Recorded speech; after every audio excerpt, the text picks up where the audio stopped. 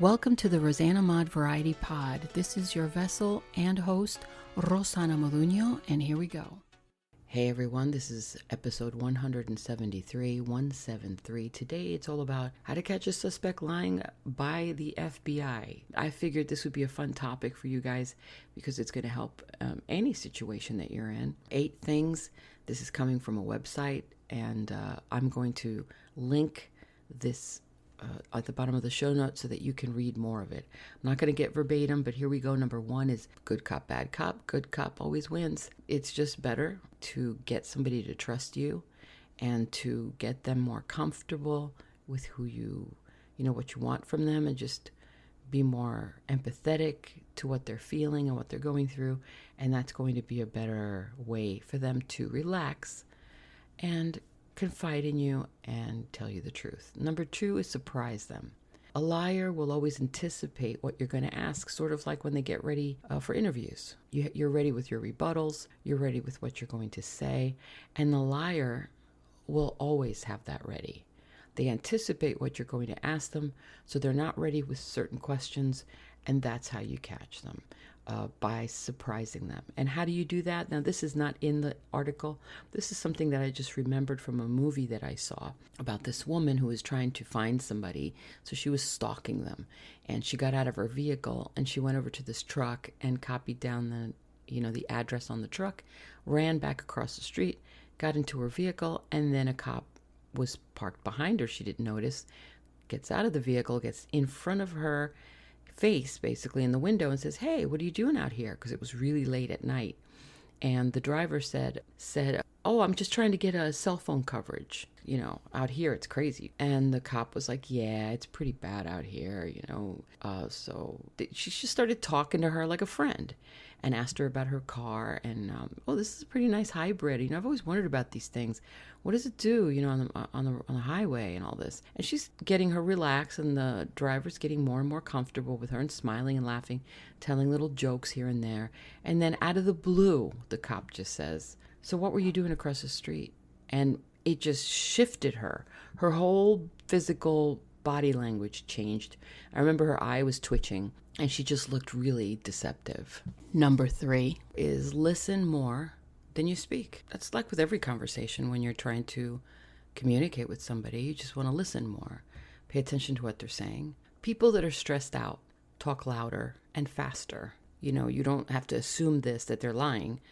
I know I do. I speak faster and louder when I'm stressed out, when I'm upset about something. It doesn't mean I'm lying. It just means I'm upset. But if this is an interrogation and you're trying to question them on something, for example, if your husband comes home at 4 o'clock in the morning, when he should have been home after work, and you want to ask him, "Hey, where the hell were you?" And he starts getting louder and talking faster, then that's, why is he stressed? He should be tired at 4 o'clock in the morning. You know what I mean? You should be coming home like, "Oh, I'm so sorry. This is," you know what I mean? Instead, talking fast, like, "I don't know what you're talking about." Of course, defensive, and that's kind of crazy. Then their voice starts cracking, usually at the point of deception. Their octave gets higher.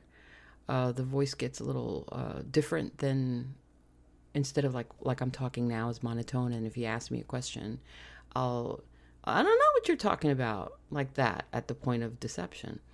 Repetitive coughing, clearing of throat is also a sign of tension, but it doesn't necessarily if you're sick, so that wouldn't count, right? So just be careful. Number 4 is pay attention to how they say no. A person is often demonstrating deceptive behavior when they say no in these ways. Say no and look in a different direction.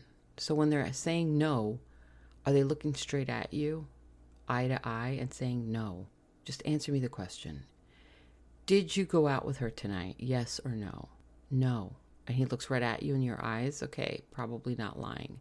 If he says no and he looks away, then yeah, probably. Probably. I'm not saying he is, but just probably. Saying no with their eyes closed. No. And they close their eyes. Saying no after hesitating. Did you go out with her tonight? No. No. They have that little pause right there. Saying no stretched out over a long period of time. Did you go out with her tonight? No. or saying no in a singing manner. No. You asked me that already. No. Do you see?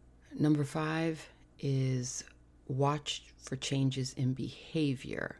Exhibits lapses in memory at critical times, despite being alert in earlier conversations. So all of a sudden, this person that you're asking questions knows how to answer every question that you're asking and seems to be pretty on point, So where were you at 8 o'clock in the morning? Well, I was, I was at work. Oh, what did you do at 10 o'clock? Well, I took my break. What did you do at 12? Well, I went out to lunch. Where'd you go? I went to Wendy's, that kind of stuff. Very bright. And then all of a sudden you say, so what were you doing at 6:30?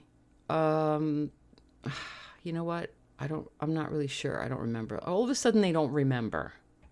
See, this person who was really bright and alert all of a sudden doesn't remember. That's one big clue. Another thing is answers questions with very short answers. So no details. Very short answers, yes, no, because it's easier. I don't know, I don't remember. But they don't want to give you details because they don't have them. Unless they're really good liars. You have to put that in there because if they're really good at it, they're going to be really good at giving you descriptions. Begin speaking more formally is a sign that the person is getting stressed. For example, they're all relaxed and yada yada, and yeah, I went over here and I went over there, and all of a sudden now they're talking like they're in an interview, like a job interview. They're using more superlatives and exaggerated words, like complex words. Instead of saying, it's okay, they're saying, it's awesome or it's brilliant instead of just good. Definitely more formal. Number 6, ask for the story backward. This is really tricky. Truthful people tend to add details and remember more facts as they repeat their story. That's very true. Liars, on the other hand, memorize their stories to keep it the same because they don't want to change that narrative. But if you ask a person who's telling you the truth to say truth backwards, for example, that schedule that I just gave you, what were you doing at 8 o'clock? I went to work. What were you doing at 10? I took my break. What did you do at lunch? I went to Wendy's. All you got to do is ask backwards. So what did you do for lunch? Oh, I went to Wendy's. What did you do on break? What time was your break? 10 o'clock. What time did you go in at work? 8. You see, I said it backwards perfectly. Now, of course, you're going to ask more details backwards, but the liar can't handle that. They have to think about it because now you're being tricky and they know it. So they have to try and remember, oh, wait a minute. What was I doing at 10 o'clock? Was that my break or was I really not even on? Do you see what I mean? What was I doing at 10 o'clock? Where did I go to lunch? What did I say? So at the end of the story, you want to ask them to explain what happened right before that point and then before that and so on. Number 7 is beware of too many compliments.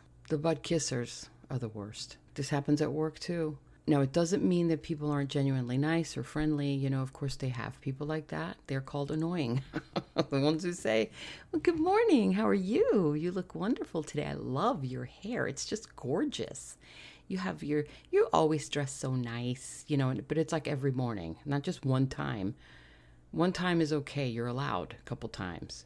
Every single time, every single day, especially in an interview when you're trying to get the truth out of somebody and the first thing they do is just compliment the hell out of you. It's like, please stop. It's too much. They're trying too hard to make a good impression. What does that mean? They're hiding something because they're trying too hard. Why are they trying too hard? Because they don't want you to see who they really are. That's really what it is.